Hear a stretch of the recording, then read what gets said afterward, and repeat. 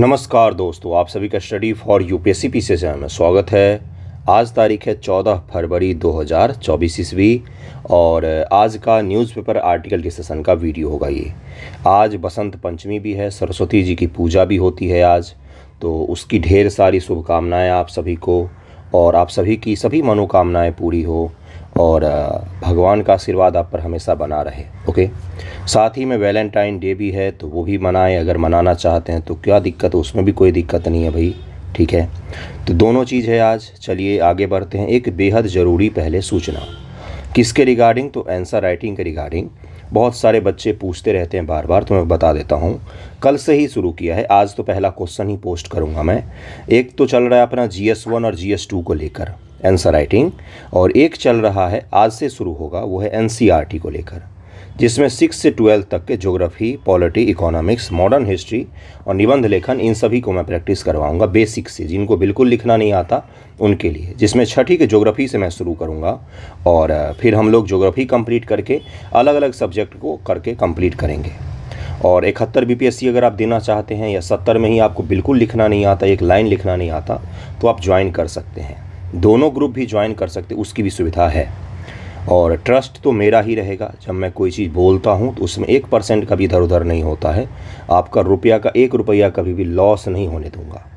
अगर 1 रुपया आप देंगे मुझे तो उसके बदले कुछ न कुछ सेवा अवश्य मिलेगा आपको। ओके, तो ये आंसर राइटिंग का ग्रुप चलता है। एक तो GS1 और GS2 और ऐसे न्यूज़पेपर डिस्कशन, इन सभी का आपको PDF मिल जाता है एक ग्रुप में, और दूसरे में आपको न्यूज़पेपर डिस्कशन का PDF सहित NCERT के आंसर राइटिंग करवाए जाते हैं, ठीक है।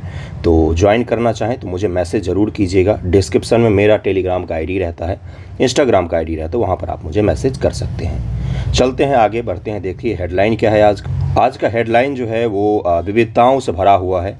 देश में बहुत बड़े स्तर पर, दिल्ली में आस पड़ोस के इलाकों में, पंजाब और हरियाणा बॉर्डर, वहाँ पर किसानों को रोका गया है। किसान पंजाब से आ रहे थे तो उनको वहाँ पर रोका गया। अब हरियाणा के किसानों ने भी ऐलान किया है, पश्चिमी उत्तर प्रदेश के भी और उड़ीसा के किसानों ने भी, दक्षिण भारत के भी किसान अलग अलग संगठन ऐलान कर रहे हैं कि दिल्ली चलो का नारा सहित हम दिल्ली कूच करने की तैयारी कर रहे हैं। उनकी मांगें क्या क्या हैं उसके बारे में मैंने कल आपको बताया था। आज उसके मांग से रिलेटेड वर्ल्ड ट्रेड ऑर्गेनाइजेशन को भी जोड़कर एक न्यूज़ है, वो भी मैं करवाऊँगा। किसानों की मांग को पूरा करना सरकार के लिए इतना आसान नहीं होगा, बहुत मुश्किल काम होगा ये। क्यों? क्योंकि हमें वर्ल्ड ट्रेड ऑर्गेनाइजेशन में भी जवाब देना है। MSP को भी आज समझेंगे हम लोग डिटेल में। साथ ही साथ किसानों की मांग क्या है, मैंने आपको कल बताया था कि MSP की गारंटी चाह रहे वो लोग लीगल रूप से। अब ये क्या होता है उसको पढ़ेंगे। साथ में हमारे प्रधानमंत्री महोदय कहाँ पर गए हैं अभी, तो UAE की यात्रा पर हैं। आप देख रहे हैं उन्होंने UAE के जो प्रेसिडेंट मोहम्मद बिन जायद अल नाहयान, उनको वो अपना भाई मानते हैं और वो भी मोदी जी को भाई मानते, तो उनको गले लगा रहे हैं। और इंडियन एक्सप्रेस ने आज बड़ा ही अच्छा आर्टिकल लगाया है, अरेबियन वैलेंटाइन, है ना। तो उस आर्टिकल को तो डिस्कस नहीं करेंगे, लेकिन इंडिया और UAE के 2 दिन पहले एक आर्टिकल आया था, उसको डिटेल में हम लोग डिस्कस करने वाले हैं। आज पहला न्यूज़ वही होगा। उसके अलावा MSP को भी डिस्कस करेंगे हम लोग, किसानों के मुद्दों को अच्छे से समझेंगे कि क्या है भाई, और उसके बाद से क्या दिक्कत आ रही है MSP को लेकर, उसको समझेंगे बेसिक से। बाकी लोगों से आपकी समझ तो थोड़ी सी अच्छी होनी चाहिए।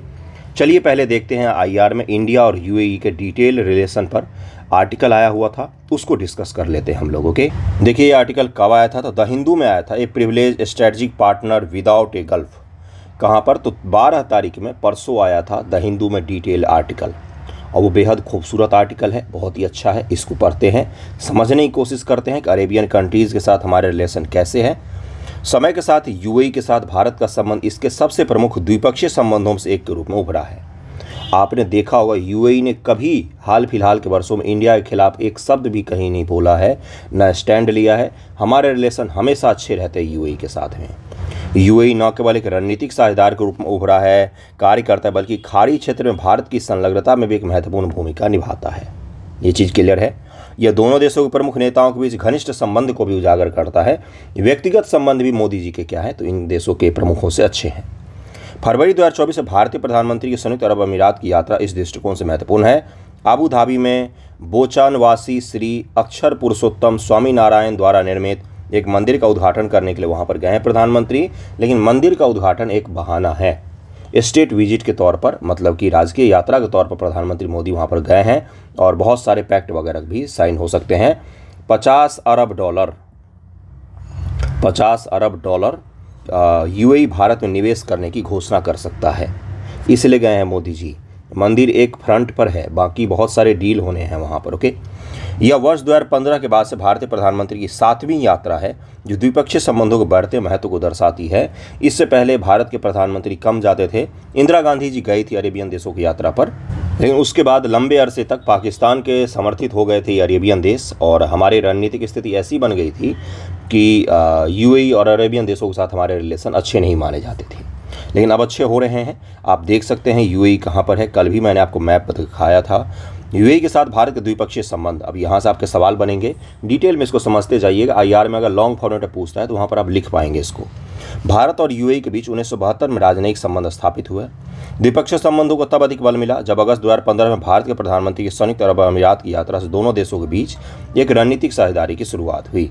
इसके अलावा जनवरी 2017 में भारत के गणतंत्र दिवस समारोह में मुख्य अतिथि के रूप में आबू धाबी के क्राउन प्रिंस की भारत यात्रा के दौरान यह सहमति बनी कि द्विपक्षीय संबंधों को आगे ले जाते हुए रणनीतिक साझेदारी, स्ट्रेटेजिक साझेदारी, स्ट्रेटेजिक में क्या आता है, सेना से जुड़ी हुई चीज़ें, एटॉमिक डील से जुड़ी हुई चीज़ें, या और भी बहुत सारी चीज़ें होती है जो रणनीतिक में आता है। स्ट्रेटेजिक रूप से हम एक दूसरे देशों को मदद करेंगे। ठीक है, व्यापारिक से ज़्यादा महत्व रखता है रणनीतिक। ओके, इससे भारत और यूएई व्यापक आर्थिक साझेदारी समझौता, India UAE comprehensive economic partnership agreement के लिए वार्ता शुरू की गति प्रदान की गई और वो संपन्न भी हो गया, जिसके तहत भारत और यूएई के बीच में लगभग में एफटीए फ्री ट्रेड एग्रीमेंट को साइन किया गया। और उसके पश्चात से क्या है कि हमारे बीच में संबंध और बढ़ते ही जा रहे हैं। भारत और यूएई के बीच आर्थिक साझेदारी फली फूली है, जहां वर्ष 2022-2023 से द्विपक्षीय व्यापार 85 बिलियन अमेरिकी डॉलर तक पहुंच गया। 85 बिलियन अमेरिकी डॉलर यूएसडी। बहुत सारे देशों की इतनी जीडीपी नहीं है जितना हम व्यापार कर लेते आपस में। यूएई भारत का तीसरा सबसे बड़ा व्यापारी भागीदार और दूसरा सबसे बड़ा निर्यात गंतव्य है। भारत जितना एक्सपोर्ट करता है, एक्सपोर्ट के मामले में दूसरे स्थान पर यूएई आता है, और साझेदारी मतलब कि इंपोर्ट एक्सपोर्ट दोनों को मिलाकर व्यापारिक भागीदार पर पहले पर यूएसए रहता है, या कभी कभी चीन आ जाता है भारत में, है ना। तो दूसरे पर यूएसए या चीन भी हो सकते हैं। अगर पहले पर यूएसए है तो दूसरे पर चीन होगा, पहले पर चीन है तो दूसरे पर यूएसए होगा। तीसरे स्थान पर कौन आता है तो यूएई का नाम आता है व्यापारिक भागीदार में, खरीद बिक्री में। लेकिन अगर एक्सपोर्ट की बात करेंगे तो तीसरे स्थान पर यूएई का नाम आता है। ओके, दूसरे स्थान पर, सॉरी। अगले 5 वर्षों में द्विपक्षीय माल व्यापार को 100 बिलियन अमेरिकी डॉलर से अधिक करके सेवा व्यापार को 15 बिलियन अमेरिकी डॉलर तक बढ़ाने का लक्ष्य रखा गया है। सेवा व्यापार, सेवा से संबंधित क्या क्या होते हैं भाई, सॉफ्टवेयर सेवा में आएगा, और टूरिज्म सेवा में आएगा। इसके अलावा कॉल सेंटर बीपीएस सेवा में आएगा। और सेवा व्यापार को भी हमें बढ़ाना है, और इंपोर्ट एक्सपोर्ट को भी बढ़ाकर हमें कहाँ ले जाना है, 100 बिलियन अमेरिकी डॉलर तक ले जाना है, यूएसडी तक। ठीक है, एक व्यापार समझौता दो तरफा निवेश प्रवाह को भी सक्षम बनाता है। भारत में यूएई का निवेश लगभग में 11.67 बिलियन अमेरिकी डॉलर होने का अनुमान है, जो इसे भारत में 9वां सबसे बड़ा निवेशक बनाता है। 9वां सबसे बड़ा भारत में इन्वेस्टर कौन है तो यूएई, यूनाइटेड अरब अमीरात। इतना इंपॉर्टेंट है ये। पिछले साल एफटीए साइन हुआ था 69 बीपीएससी पीटी में, इसीलिए यूएई से सवाल पूछा गया था आपसे। ठीक है, कई भारतीय कंपनियों ने सीमेंट, भवन निर्माण सामग्री, कपड़ा, इंजीनियरिंग उत्पाद, उपभोक्ता इलेक्ट्रॉनिक्स आदि संयुक्त अरब अमीरात में संयुक्त उद्यम के रूप में विशेष आर्थिक क्षेत्र में विनिर्माण इकाइयाँ स्थापित की है। आपको एक और इंटरेस्टिंग फैक्ट बताता हूँ। यूएई की आबादी है 1 करोड़। कितनी? 1 करोड़। इसमें से मात्र 10 लाख लोग वहाँ के नागरिक हैं। 10 लाख लोग वहाँ के नागरिक हैं। बाकी 90 लाख लोग वहाँ पर प्रवासी हैं। 90 लाख प्रवासी हैं। अब इन प्रवासियों में सबसे बड़ी संख्या किसकी है तो भारतीय लोगों की है। प्रवासियों में सबसे बड़ी संख्या। अरेबियन कंट्रीज़ में आपको एक चीज़ पता होगा, आप यूरोप का और अमेरिका का एक बार को नागरिकता प्राप्त कर सकते हैं, लेकिन अरेबियन कंट्रीज़ में नागरिकता प्राप्त करना बहुत मुश्किल काम होता है। मजदूर के तौर पर 50-50 साल काम करते तभी जाके नागरिकता नहीं प्रदान होता है। तो वहाँ पर 10 लाख ही लोग ही नागरिक हैं वहाँ के। आज आपको पता चला होगा 1 करोड़ में 10%, और उस 10% के इर्द गिर्द 90 लाख लोग काम करते हैं। ठीक है, चलिए आगे बढ़ते हैं।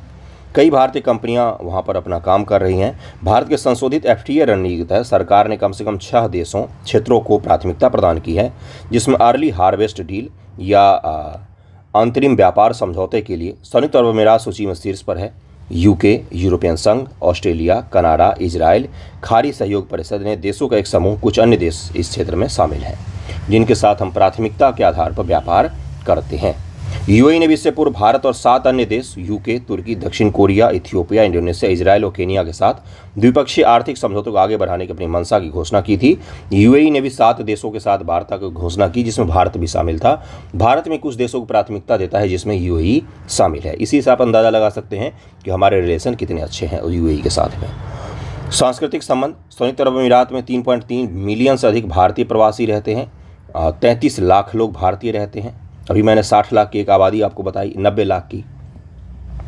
90 लाख में से 33 लाख कौन? तो भारतीय। ठीक है।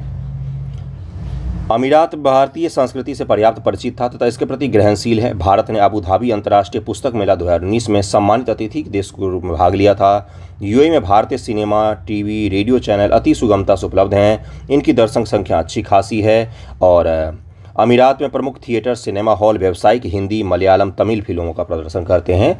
और अरेबियन लोग बहुत पहले से, अरेबियन और सेंट्रल एशिया के जो देश है, तजाकिस्तान, उज्बेकिस्तान, तुर्कमेनिस्तान, रूस में भी भारतीय फिल्म और भारतीय कल्चर हमेशा से बहुत ज़्यादा वहाँ पर स्वीकार किया गया, पसंद आता है उनको। भारतीय फिल्म का बोलबाला है इन क्षेत्रों में।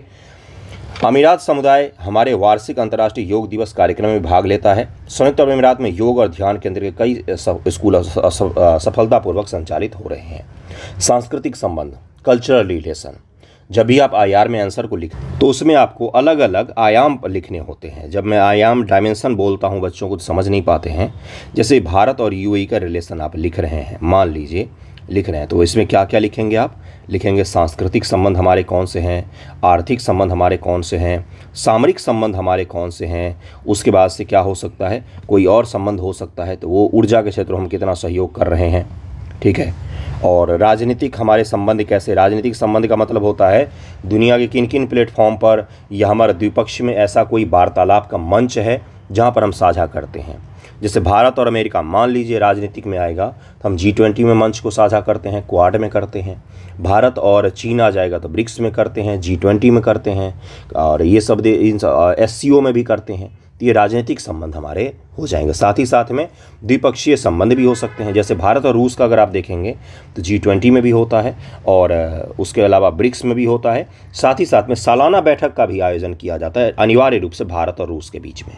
तो ये राजनीतिक संबंध में इस चीज़ों को लिखा जाता है। क्वेश्चन आप लिख पाएंगे तभी आपका पढ़ना सफल है, नहीं तो फिर आपको कहानी सुनने में मज़ा आएगा लेकिन उसका कुछ आउटपुट नहीं निकलेगा आपके लिए। ठीक है, चलिए आगे बढ़ते हैं। फिनटेक सहयोग, फिनटेक का मतलब होता है, 2 शब्दों से बना है, FIN फाइनेंस और टेक। ठीक है, फाइनेंस से रिलेटेड टेक्नोलॉजी जैसे फ़ोन पे, पेटीएम, गूगल पे, ये सब फिनटेक कंपनियां हैं। ओके, भारत और यूएई फिनटेक क्षेत्र के में भी सक्रिय सहयोग कर रहे हैं। अगस्त 2019 से यूएई में रुपे कार्ड की स्वीकृति और रुपया दिरहम निपटान प्रणाली के संचालन जैसी पहले डिजिटल भुगतान प्रणालियों में पारस्परिक अभिसरण को प्रदर्शित करती हैं। तो आपको कल ही मैंने रुपे कार्ड के बारे में बताया था। कुछ जो भारत के बैंक हैं उन्होंने देशीय स्तर पर रुपे कार्ड लॉन्च करना भी शुरू किया है। अब आपके कार्ड पर वीज़ा और मास्टर कार्ड से भी ज़्यादा रुपे कार्ड भी दिख सकता है, लेकिन SBI जैसे बड़े बैंक ने अभी भी उसको शुरू नहीं किया है। लेकिन रुपे कार्ड को स्वीकृति कहाँ पर मिला है? रुपया दिरहम निपटान प्रणाली में, कि भाई हम USD में ही क्यों व्यापार करें, यूनाइटेड स्टेट अमेरिका का जो डॉलर है उसी में क्यों व्यापार करें, हम आपसी मुद्रा में व्यापार करते हैं। इसको लेकर रुपे कार्ड वगैरह को भी वहाँ पर बढ़ावा दिया जा रहा है और आपसी मुद्रा में, एक दूसरे की मुद्रा में व्यापार को भी बढ़ावा दिया जा रहा है। भारत और यूएई के बीच लेन देन के लिए स्थानीय मुद्राओं के उपयोग का फ्रेमवर्क, स्थानीय मुद्रा निपटान प्रणाली, लोकल करेंसी सेटलमेंट सिस्टम स्थापित करने का लक्ष्य रखता है। RBI के अनुसार LCSS की स्थापना से निर्यातकों और आयातकों को अपने संबंधित घरेलू मुद्राओं में चालान और भुगतान की सक्षमता प्राप्त होगी, जो फिर से INR और NED विदेशी मुद्रा बाजार के विकास को सक्षम करेगा। और इससे क्या होगा, यूनाइटेड स्टेट अमेरिका का जो डॉलर है या जो डॉलर है उसके उतार चढ़ाव से हमें कोई खास फर्क नहीं पड़ेगा। अगला है ऊर्जा सुरक्षा। ऊर्जा सुरक्षा पर भी हमारी अच्छी खासी चीज़ें डील हुई हैं। तेल हम बहुत बड़े स्तर पर खरीदते हैं। संयुक्त अरब अमीरात भारत की ऊर्जा सुरक्षा महत्वपूर्ण भूमिका निभाता है, जहाँ भारत में सामरिक तेल भंडार। अब ये क्या बोला है भाई, भारत सरकार ने बोला कि देखो भाई, सबके घरों में होता है कि बरसात का मौसम आने वाला, पहले होता था जलावन इकट्ठा करके रख लो, है ना। क्यों? क्योंकि उस समय तो नहीं मिलेगा। तो वैसा ही भारत भी कर रहा है कि भाई तेल बाजार का कोई माए बाप है नहीं, ऊपर नीचे होता रहता है। दुनिया में कहीं पत्ता भी हिलता है तेल का दाम बढ़ जाता है, घट जाता है। तो हमने बोला कि देश में जगह जगह, जिसमें मैंगलोर में है, उसके अलावा पादूर में है, उसके अलावा उड़ीसा में भी एक जगह है, वहाँ पर भी है। रणनीतिक रूप से हमने क्या किया, एक तेल को भंडारित करने का जगह डिसाइड किया, वहाँ पर तेल इंपोर्ट कर करके हम इसमें भर भर के रख रहे हैं बंद करके कि चलो इतना संरक्षित कर दिया।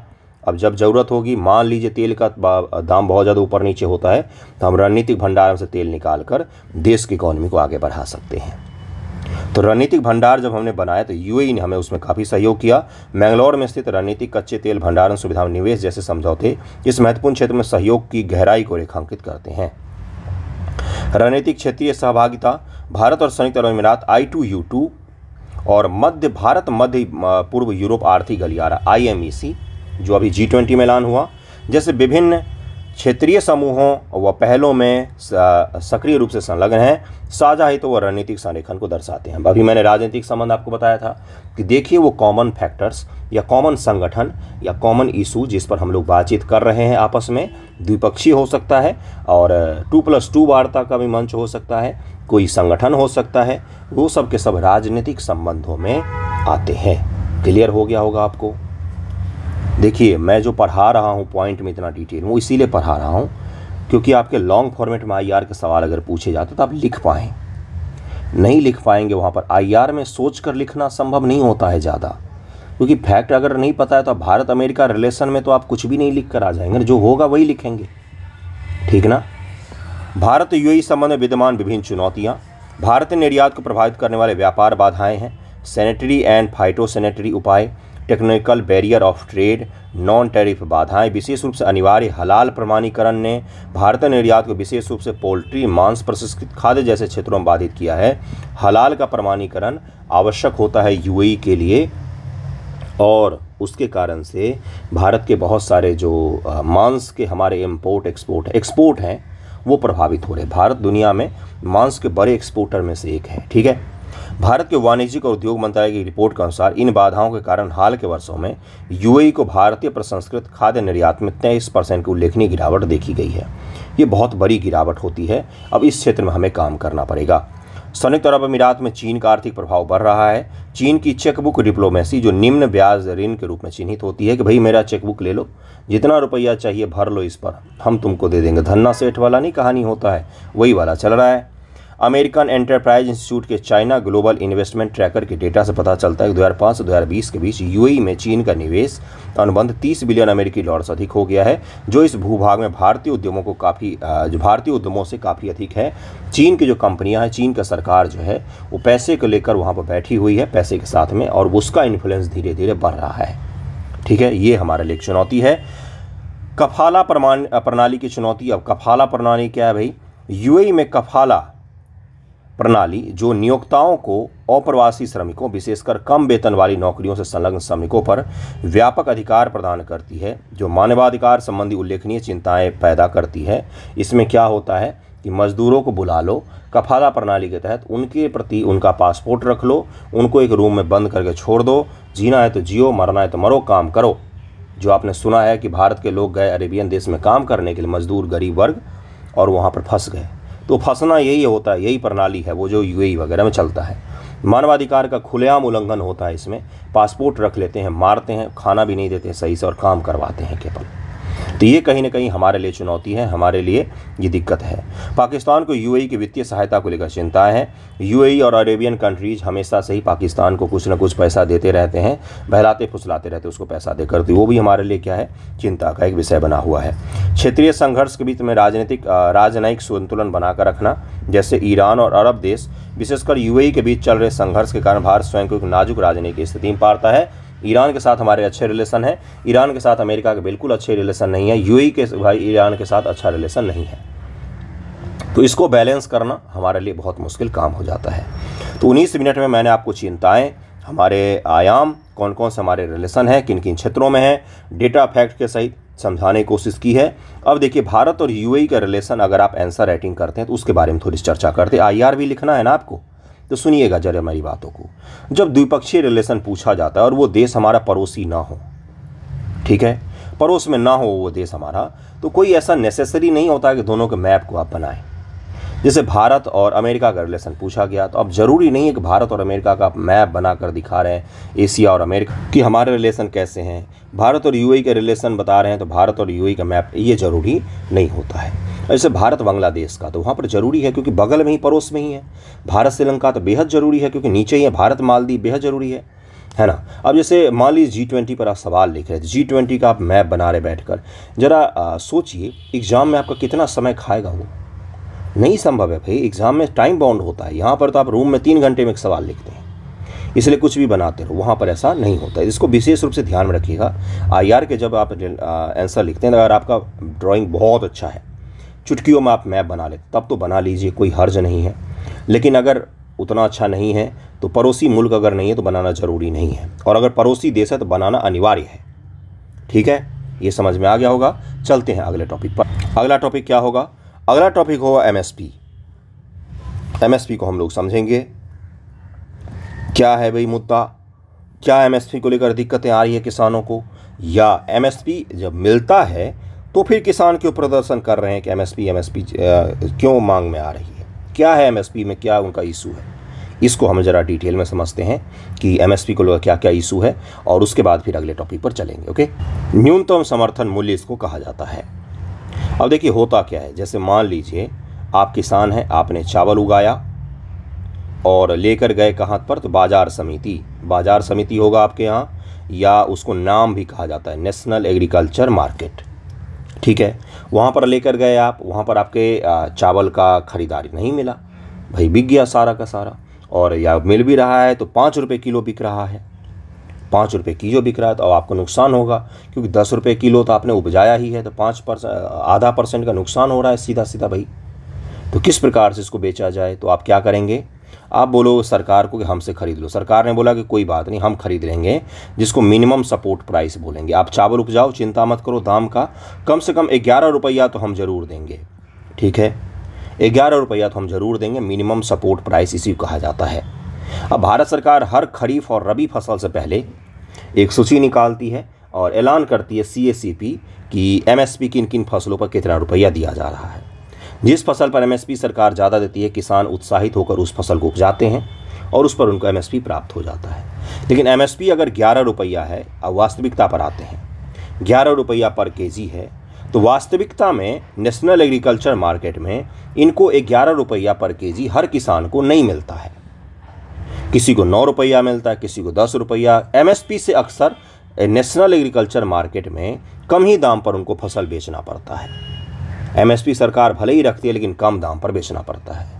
इसी का लीगल गारंटी मांग रहे हैं कौन, तो किसान की गारंटी करके बोलो कि जो MSP लिख कर दिया है उसी पर हम खरीदेंगे, उससे कम में नहीं खरीदेंगे। अब होता क्या है दिक्कत, एक और दिक्कत को समझिए। खेती किसानी अगर गांव घर में देखा हो तो समझ में आएगा, नहीं तो नहीं आएगा। बाकी पॉइंट तो खुद ही समझ में आ जाना चाहिए।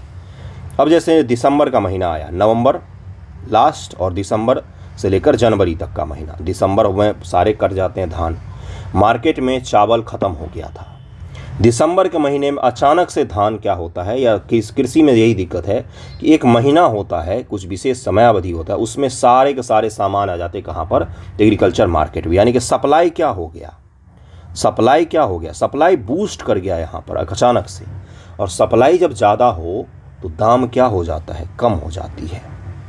ये चीज़ समझ में आ रहा है आपको, समझने पर ध्यान दीजिएगा। MSP को समझा रहा हूँ मैं सारा कुछ। सप्लाई अचानक से बढ़ गया मार्केट में, दाम क्या हुआ, कम होगा।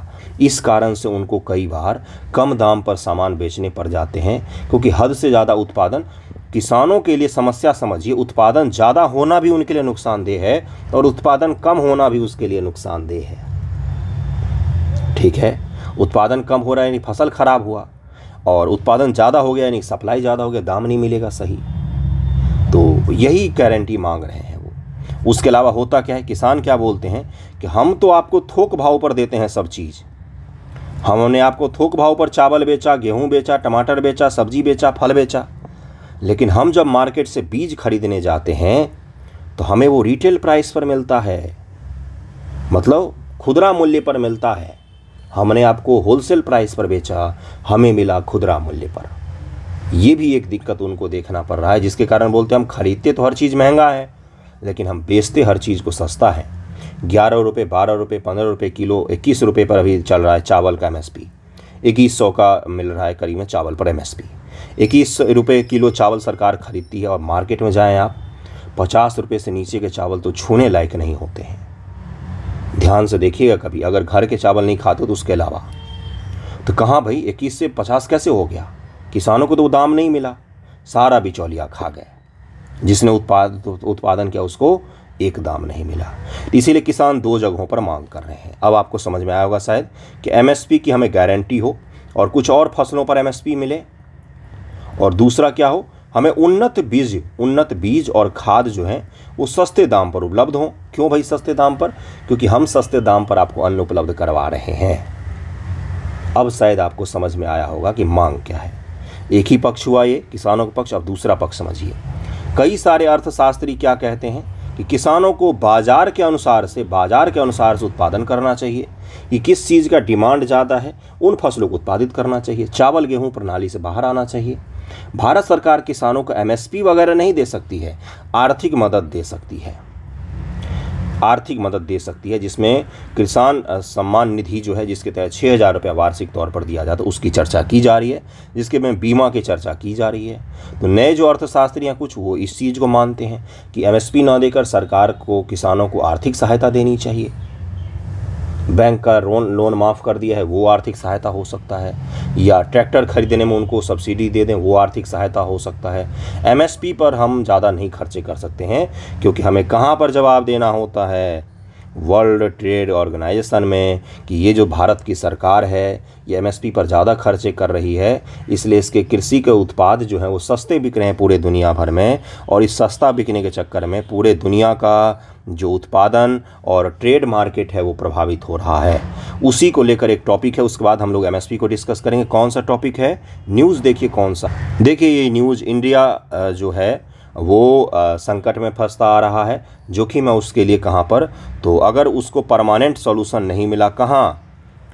13वां मंत्री स्तरीय कॉन्फ्रेंस हो रहा है WTO का आबू धाबी में।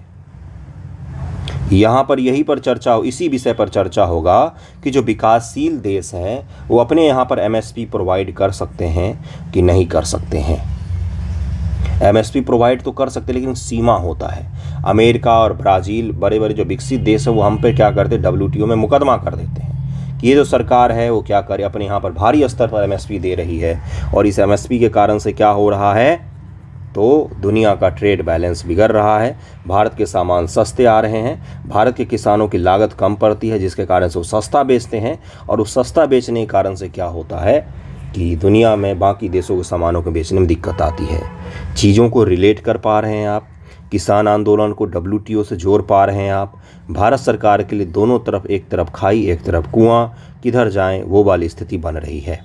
इसलिए मांगों को आपने सोचा होगा ना कि एक बार में क्यों नहीं मांग लेती है सरकार की? ठीक है, मान लिया, दिक्कतें हैं भाई यहाँ पर थोड़ी सी, इसलिए मानने में दिक्कत हो रही है। क्या है कि देखिए यहाँ पर लिखा हुआ है कि a permanent solution at WTO will give India and coalition of developing countries the flexibility to give out higher farm support. कृषि को ज़्यादा से ज़्यादा सपोर्ट करने के लिए फ्लेक्सिबिलिटी मिलेगा भारत और विकासशील देशों का जो छोटा सा संगठन है WTO में, उनको। कहाँ पर अगर फैसला हो जाता है तो 13वां मंत्री स्तरीय सम्मेलन होने वाला है WTO का आबू धाबी में, तो वहाँ पर हमें ये सहूलियत मिल सकती है। और देखिए यहाँ पर क्या लिखा हुआ है, कल भी मैंने आपको बताया था। इसलिए बहुत सारे संगठन क्या मांग कर रहे हैं कि भारत सरकार को WTO से निकल ही जाना चाहिए। अब आपको लगता है कि 2024 ईस्वी में जब दुनिया ग्लोबल विलेज बन रहा है तो वर्ल्ड ट्रेड ऑर्गेनाइजेशन जैसे संगठन को भारत सरकार को छोड़ना चाहिए? कल मैंने किसानों की मांग में आपको ये भी समझाया था। सारा कुछ खेल समझ में आ रहा है कि कहाँ से कौन कौन सी चीज़ जुड़ी हुई हैं। भारत सरकार MSP दे रही है, MSP ज़्यादा क्यों नहीं दे सकती? आपने कभी सोचा होगा ना कि MSP को 21 रुपये से बढ़ाकर 41 रुपये क्यों नहीं कर देती है? किसानों की आय डबल हो जाएगी। अरे हो जाएगी ना भाई। आज 21 रुपया उनको चावल पर मिल रहा है, कल मान लीजिए उनको 42 रुपया चावल पर मिलने लग जाए, भारत सरकार ही बोल दे 42 की जगह पर 40 ही मिल जाए उनको, किसानों की आय तो दोगुनी हो गई चावल के मामले में। क्यों नहीं दे पाती है? एक लिमिटेशन लगा हुआ है। वर्ल्ड ट्रेड ऑर्गेनाइजेशन के हम सदस्य हैं, MSP हम ज़रूरत से ज़्यादा नहीं दे सकते हैं। हम पे केस हो जाता है कहाँ पर? तो WTO में। अब तो थोड़ा सा समझ बना होगा आपको। इसीलिए बहुत सारे किसान संगठन क्या मांग कर रहे हैं, कल मैंने आपको मांग को समझाया था कि India should walk out of WTO। ठीक है, अगला लाइन देखिए क्या लिखा हुआ है न्यूज़पेपर में कि however giving out higher farm support could land India into legal dispute at WTO। और किसके कारण से, तो डिस्टॉर्टिंग ग्लोबल ट्रेड। इसके मामले में भारत सरकार को लीगल रूप से उलझना पड़ सकता है वर्ल्ड ट्रेड ऑर्गेनाइजेशन में। ओके, इसके बाद इसने बताया कि भारत सरकार तो ऑलरेडी बहुत सारे लीगल चीज़ों का सामना कर रहा है। क्रेन्स ग्रुप एक कहा जाता है जिसमें कौन कौन से ग्रुप शामिल होते हैं, तो इसमें इसमें ऑस्ट्रेलिया, ब्राज़ील, कनाडा, ये सब ग्रुप शामिल है। इन्होंने ऑलरेडी भारत सरकार पर क्लेश कर रखा है कि भारत जो है वो बहुत ज़्यादा सब्सिडी देता है अपने किसानों को, जिसके कारण से भारत के किसान जो हैं वो अपने उत्पादों को कम दाम पर बेच रहे हैं और भारत सरकार उसको दुनिया भर में एक्सपोर्ट कर रही है और ग्लोबल ट्रेड को डिस्टॉर्ट कर रही है। बड़ा ही ख़राब शब्द यूज करते हैं कि इसको क्या करे, विकृत कर रही है ग्लोबल ट्रेड को। तो ये आरोप है भारत पर और भारत सरकार इसको अभी लड़ ही रही है केस वहाँ पर। अब एक नया आया है क्या कि किसानों को चाहिए कि MSP हायर करे। अब इस बीच से इस कोई रास्ता निकालना पड़ेगा सरकार को कि भाई किसानों को भी खुश रखा जाए और WTO में भी अपना पक्ष सही से रखा जाए। इसलिए क्या है, तो मुश्किल है ये किसान आंदोलन की सभी मांगों को पूरा करना। ओके, चलते हैं अब MSP को समझते हैं। अब ये समझ में आ गया होगा आपको पूरा इशू। अब किसी दिन WTO के सारे सब्सिडीज जो होते हैं ना, अम्बर बॉक्स होता है, ग्रीन बॉक्स होता है, उन सभी को हम लोग समझ लेंगे। आज हम लोग MSP को समझ लेते हैं, उसके बाद आगे बढ़ेंगे। ओके, देखिए क्या लिखा हुआ है कि MSP वह गारंटीकृत राशि है जो किसानों को तब दी जाती है जब सरकार उनकी फसल खरीदती है। MSP कृषि लागत और मूल्य आयोग commission for agriculture cost and price की सिफारिशों पर आधारित है, जो उत्पादन लागत, मांग तथा आपूर्ति, बाजार रुझान, अंतर फसल मूल्य समानता आदि जैसे विभिन्न कारकों पर विचार करता है। इसके आधार पर MSP को दिया जाता है। CACP कृषि और किसान कल्याण मंत्रालय का एक संलग्न कार्यालय है। यह जनवरी 1965 में अस्तित्व में आया था। कब आया था? 1965 में अस्तित्व में आया था। भारत के प्रधानमंत्री की अध्यक्षता में आर्थिक मामलों की कैबिनेट समिति के स्तर पर अंतिम निर्णय अनुमोदन लेती है। अंतिम निर्णय कौन लेती है? तो प्रधानमंत्री की अध्यक्षता में जो कैबिनेट समिति होती है वो लेती है। MSP कोई छोटा इशू नहीं है। MSP से ये तय होता है कि इस बार देश में किसकी फसल ज़्यादा उगेगी। अगर भारत सरकार चावल की जगह पर गेहूं के ज़्यादा MSP कर दें तो पूरे देश भर में गेहूं का उत्पादन होने लग जाता है ज़्यादा, क्योंकि किसान फसल बोने से पहले एक बार देखते हैं कि सरकार किस पर ज़्यादा पैसा दे रही है। MSP का उद्देश्य उत्पादक को उनकी फसल के लिए लाभकारी मूल्य सुनिश्चित करना है और फसल विविधीकरण को प्रोत्साहित करना है। MSP के तहत फसलें CACP 22 अधिनिष्ठ फसलों के लिए MSP और गन्ने के लिए उचित व लाभकारी मूल्य की सिफारिश करता है। 22, अब इसी को किसान मांग कर रहे हैं कि 22 को बढ़ाकर 30 कम से कम करो और भी फसलों को इसमें इंक्लूड करो। अधिदिष्ट फसलों में खरीफ सीजन की 14, 6 रबी फसलें, 2 अन्य वाणिज्यिक फसलें शामिल हैं। उत्पादन लागत की 3 प्रकार होते हैं। CACP प्रत्येक फसल के लिए राज्य और अखिल भारतीय औसत स्तर पर 3 प्रकार के उत्पादन लागत का अनुमोदन करती है। A2, अब इसको ध्यान में रखिएगा, A2 में क्या क्या शामिल होता है। A2 इसके तहत किसान द्वारा बीज, उर्वरक, कीटनाशक, श्रम, पट्टे पर ली गई भूमि, ईंधन, सिंचाई आदि पर किए गए प्रत्यक्ष व्यय को शामिल किया जाता है। A2 प्लस FL के तहत, इसके तहत A2 के साथ साथ जो A2 में है वो तो होगा ही, अवैतनिक पारिवारिक श्रम, जो परिवार ने श्रम किया उसको भी शामिल कर दिया। तो A2 प्लस FL ये क्या है? तो ये MSP निर्धारित करने का फॉर्मूला है भाई। अगला है C2 एक अधिक व्यापक लागत है क्योंकि इसके अंतर्गत A2 प्लस FL ये दोनों तो शामिल होते हैं, में किसानों की स्वामित्व वाली भूमि और स्थिर संपत्ति, किराए तथा ब्याज को भी शामिल किया जाता है। और C2 में A2, FL और ब्याज पर जो भूमि वगैरह है सब कुछ शामिल करके हम क्या करते हैं? तो MSP डिसाइड करते हैं। अब 21 रुपया अगर हमने चावल पर MSP निकाला है तो किसी चीज़ को कैलकुलेट करके निकाला होगा ना, ऐसा थोड़ी ना होगा मोदी जी ने बोला होगा 20 कर दो भाइयों बहनों तो 20 हो जाएगा, ऐसा नहीं होता है ना, निकालना पड़ता है। अब स्वामीनाथन कमेटी ने क्या बोला था? उसने बोला था कि सीधा 50% कि भाई उनको 10 रुपये की लागत आई है तो उनको 15 रुपये कम से कम MSP दो। अब किसान इसी की मांग कर रहे हैं, हमें 50% लागू करो, स्वामीनाथन कमीशन की रिपोर्ट को लागू करो, तब जाके हम मानेंगे, है ना। अगला देखिए क्या है, न्यूनतम समर्थन मूल्य की सिफारिश करते समय CACP द्वारा A2 प्लस FL और C2 दोनों लागतों पर विचार किया जाता है। CACP द्वारा A2 प्लस FL लागत की ही गणना प्रतिफल के लिए की जाती है, जबकि C2 लागत का उपयोग CACP द्वारा मुख्य रूप से बेंचमार्क लागत के रूप में किया जाता है, यह देखने के लिए कि क्या उनके द्वारा अनुशासित MSP कम से कम कुछ प्रमुख उत्पादक राज्यों में इन लागत को कवर करते हैं या नहीं करते हैं, इसके लिए यूज किया जाता है। MSP जो दिया जाता है ना वो A2 प्लस FL पर दिया जाता है, जबकि एक बेंचमार्क स्थापित किया जाता है ना कि सबसे हाईएस्ट लेवल वो होता है C2। इतना बस ध्यान में रखिएगा। और स्वामीनाथन कमीशन का क्या है कि भाई कितना A2 C2 FL काउंट कर लो, लेकिन 2 कितना तो कम से कम 50% होना चाहिए ज़्यादा। ठीक है, ये था स्वामीनाथन कमेटी का रिपोर्ट। MSP की आवश्यकता 2014 से 2015 में लागत 2 सूखे की घटनाओं के कारण किसानों को 2014 के बाद से वस्तु कीमत में लगातार गिरावट का सामना करना पड़ा है। डिमोनेटाइजेशन एवं वस्तु सेवा कर ने ग्रामीण अर्थव्यवस्था मुख्य रूप से गैर कृषि क्षेत्र के साथ साथ कृषि क्षेत्र को भी नकारात्मक रूप से प्रभावित किया है। GST ने नकारात्मक रूप से प्रभावित किया है, बिल्कुल सही सुन रहे हैं आप। 2016-17 के बाद अर्थव्यवस्था में जारी मंदी, उसके बाद कोविड महामारी के कारण अधिकांश किसानों के लिए परिदृश्य विकट बना हुआ है। भारत सरकार ने उनसे वादा किया था कि 2022 तक आपकी आय को दोगुना कर देंगे, अब उसको लक्ष्य दिया गया 2026 तक हम आपकी आय को दोगुना कर देंगे। डीजल, बिजली, उर्वरक के लिए उच्च इनपुट कीमतों ने उनके संकट को और बढ़ाया है। याद कीजिए 2015 में डीजल पेट्रोल कितना महंगा था, आज कितना महंगा है। किसानों के ऊपर तो उसका भार पड़ ही रहा है ना। पानी कितना था और आज कितना उपलब्ध है। बिजली का कीमत क्या था उस समय, आज कितना है। 10 साल पहले की बात होगी, 2015-16।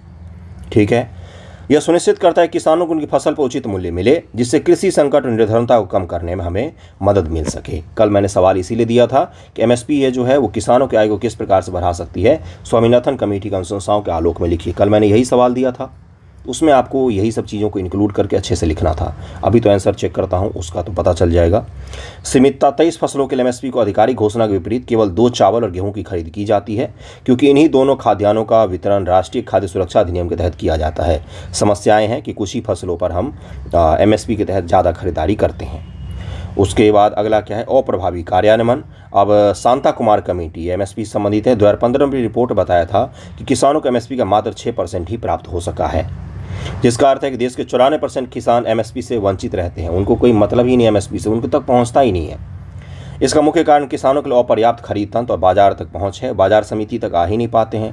प्रबल फसल का प्रभुत्व, चावल और गेहूं के लिए MSP पर ध्यान केंद्रित करने से इन 2 प्रमुख खाद्य फसलों के पक्ष में फसल पैटर्न में बदलाव आया है। इन फसलों पर अत्यधिक बल देने से पारिस्थितिक, आर्थिक व पोषण संबंधी प्रभाव पड़ सकता है। लोग चावल और गेहूं खा कर समझते हैं कि हमारा पोषण पूरा हो गया है, जबकि दालों की अहम उसमें भागीदारी होनी चाहिए, क्योंकि बिना दाल के प्रोटीन नहीं मिल पाएगा और इससे पारिस्थितिक तंत्र को भी नुकसान होता है। चावल उत्पादन करने में बहुत बड़े स्तर पर पानी की आवश्यकता होती है, जिसके कारण से नुकसान होता है। अगले न्यूज़ पर चलते हैं। अगला न्यूज़ देखिए। अगला न्यूज़ है कि भाई इंदिरा गांधी और Nargis Dutt national film award का नाम बदला गया है। दोनों का नाम अलग अलग कर दिया गया है। अगर आप ध्यानपूर्वक देखेंगे तो यहाँ पर लिखा हुआ है दोनों का नाम।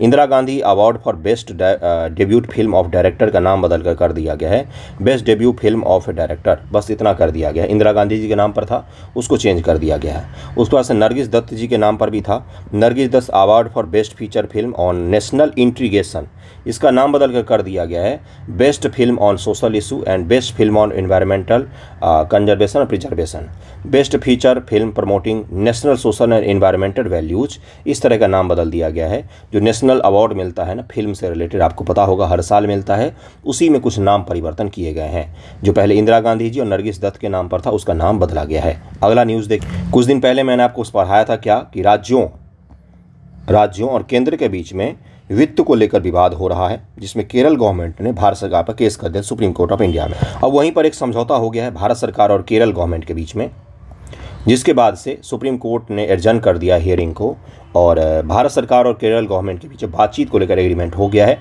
ये जो मैंने आपको समझाया था कि राजकोषीय संघवाद, मैंने शब्द समझाया था आपको, राजकोषीय संघवाद शब्द मैंने समझाया था और मैंने बताया था कि क्यों विवाद उत्पन्न हो रहा है केंद्र और राज्यों के बीच में वित्त को लेकर। दक्षिण के राज्य अलग अलग आरोप लगा रहे हैं, प्रदर्शन कर रहे हैं दिल्ली के चांदनी चौक, दिल्ली के जंतर मंतर पर, मैंने बताया था आपको। और ये भी बताया था कि राज्यों की वित्तीय स्थिति कितनी ख़राब हो रही है, क्यों हो रही है, अनेक कारण बताए थे, 2 दिन पहले ही मैंने डिस्कस किया था। उसको ज़रूर ध्यान रखिएगा। आपके मेंस के पॉइंट ऑफ व्यू से, पीटी के पॉइंट ऑफ व्यू सबसे इंपॉर्टेंट टॉपिक है वो इस महीने का, पूरे फरवरी महीने का। तो अब वही विवाद जो है वो लगभग में समाप्त हो गया है। अब बातचीत करके ये मामला को सुलझाएंगे, नहीं तो फिर से सुप्रीम कोर्ट में केस चलेगा। ओके, अगला न्यूज़ देखिए कि रिलायंस कंपनी जो है, Reliance become first Indian company to hit 20 lakh crore का मार्केट कैपिटल। 20 लाख करोड़ बहुत पैसा होता है महाराज। 20 लाख करोड़ बहुत पैसा होता है ना। तो अब मार्केट कैपिटल के हिसाब से पहली भारतीय कंपनी बन गई है जिसका मार्केट में पूंजी पूंजी, कैपिटल पूंजी, मार्केट में पूंजी 20 लाख करोड़ तक पहुंच गया है। इसको बस पीटी फैक्ट के तौर पर ध्यान में रखिएगा। कई बार बीपीएससी पीटी फैक्ट में इस तरह की चीज़ें पूछ लेती है आपसे कि कौन सी कंपनी हाल ही में भारत की पहली कंपनी बनी जो 20 लाख करोड़ तक पहुंच गई, तो वो है कौन सी? तो रिलायंस कंपनी बनी है। ओके, तो आज का न्यूज़पेपर डिस्कशन यहीं पर समाप्त होता है। कैसा लगा है आपको ज़रूर बताइएगा मुझे, और सरस्वती पूजा मनाइए अच्छे से। थैंक यू सो मच आप सभी का वीडियो देखने के लिए।